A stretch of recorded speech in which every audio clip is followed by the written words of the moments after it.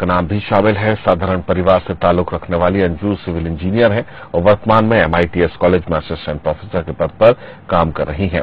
अनीता के पिता Hariom Tomar biscuit company के कर्मचारी हैं। अंजू का पहले ही प्रयास में नायब तहसीलदार के पद पर चयन हुआ है। अंजू ने सफलता का श्रेय परिवार के साथ अपनी 10 घंटे की मेहनत को दिया है। मेरा ये था कि मुझे हमेशा से इसमें जाना था, सिविल सर्विसेज में, तो मैंने 11th से ही स्टार्ट कर दिया था प्रिपरेशन।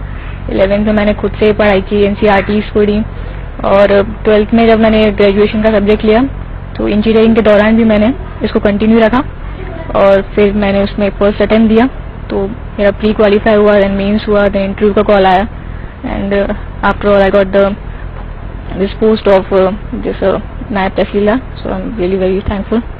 सब मंत्र यही है कि अगर इंसान खुद से चाहे तो कुछ भी कर सकता है और मैं अपने आप पे विश्वास रखती हूँ, सेल्फ स्टडी पे विश्वास करती हूँ और इस वजह से मैं कोई कोचिंग पे विश्वास नहीं करती। इस वजह से मैंने हमेशा से ये सोचा था कि मैं सेल्फ स्टडी करके ही इसको सफलता हासिल करूंगी और यही रीजन है कि आज मैं सेलेक्टेड हूँ। सर, पढ़ाई का ऐसा है कि डेली आपको एटलीस्ट 5 to 6 आवर्स देने चाहिए एंड वही मैंने दिया है। आप पूरे दिन ना पढ़ के सिर्फ 5 से 6 घंटे जो आपको लगता है कि हाँ आप अच्छे से कर सकते हो, अच्छे से दे सकते हो, तो उतना काफी होता है और अगर आप कंटिन्यूटी बनाए रखते हैं तो आपको जरूर मतलब इसमें आप सक्सेस पा सकते हैं। सर, मैं बेसिकली चंबल संभाग से बिलोंग करती हूँ, मेरा होम टाउन मुरैना है, तो वहाँ पर जब हम जाते थे अपने होम टाउन में तो हम देखते थे कि वहाँ का जो रेशियो है, सेक्स रेशियो है, वो बहुत कम है और ये चीज मुझे बहुत मतलब बुरी लगती थी कि मतलब गर्ल्स इतनी आगे जा चुकी हैं लेकिन इस एरिया में अभी भी वही पिछड़ापन है। तो मुझे फिर वहां से लगा कि मुझे इस एरिया को और सुधारना चाहिए, चंबल एरिया को और सुधारना चाहिए। तो इस वजह से फिर मैंने सिविल सर्विसेज में जाने का मन बनाया कि मैं इस फील्ड में आके इस पर्टिकुलर इशू को ठीक कर सकती हूँ, सुधार सकती हूँ। तो हाँ जी, मेरा महिला बाल विकास अधिकारी में वेटिंग है, लेकिन ये जो नायब तहसीलदार है मैं इसको प्रेफरेंस दूंगी क्योंकि ये पोस्ट ऐसी है कि जहाँ पर मैं हर एक डिपार्टमेंट से डील कर सकती हूँ। वहाँ पर मेरा जो डील करने की जो पोस्टिंग है वो सिर्फ उसी पर्टिकुलर फील्ड में रह जाती।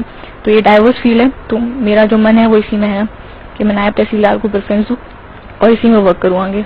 सर, सबसे पहले तो ये है कि हमारी जो गवर्नमेंट है वो बहुत अच्छा काम कर रही है इस पर्टिकुलर डायरेक्शन में, तो सब उनकी जो जितनी भी पॉलिसीज हैं उनको अच्छे से इम्प्लीमेंट करना सबसे पहला काम मेरा यही होगा।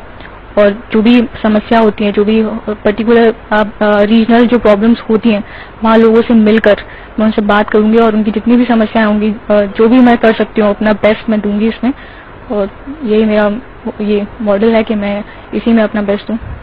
सर, मेरी फैमिली बहुत सपोर्टिंग है एंड उन्होंने कभी भी ये नहीं, कोई प्रेशर नहीं था उनकी तरफ से, हमेशा से वो सपोर्ट करते थे कि आपको जो करना है, आपका जिसमें इंटरेस्ट है आप वो कर सकते हैं। तो मेरी फैमिली, मेरे माँ पापा मतलब हमेशा से सपोर्टिव रहे, तो उनका बहुत ज्यादा सपोर्ट है। अगर उनका सपोर्ट नहीं होता तो शायद मैं ये नहीं हासिल कर पाती। तो जो भी है वो फैमिली है, फैमिली ने सपोर्ट किया, इस वजह से आज मैं इस पोजीशन पे हूँ। तो सर वही है कि स्टार्टिंग से जब आपका मन होता है किसी चीज में तो आपको स्टार्टिंग से करना चाहिए हर चीज को। तो आपको अपना पहले एम आप डिसाइड कर लीजिए कि आपको करना क्या है, फिर उस पर्टिकुलर एम के लिए आप मेहनत कीजिए, तो वो ज्यादा फ्रूटफुल रहता है, आपको ज्यादा बेटर रिजल्ट मिलते हैं। तो मैंने वही सोचा था कि मैं हमेशा इसी फील्ड में जाऊंगी और इसी वजह से मैंने हमेशा इसी के लिए तैयारी की है। जो भी बेसिक बुक्स है, स्टैंडर्ड बुक्स है, मैंने हमेशा उनसे स्टडीज की है, ज्यादा कोचिंग मटेरियल ये सब पे फोकस नहीं किया, सिर्फ स्टैंडर्ड बुक्स पढ़ी है मैंने और वही अच्छा रिजल्ट देती है। मतलब ज्यादा कुछ नहीं है, आप बस एक बुक को पढ़ो लेकिन अच्छे से पढ़ो, वो ज्यादा बेटर है बजाय 3-4 बुक्स पढ़ने के लिए। इसके साथ इस बुलेटिन में फिलहाल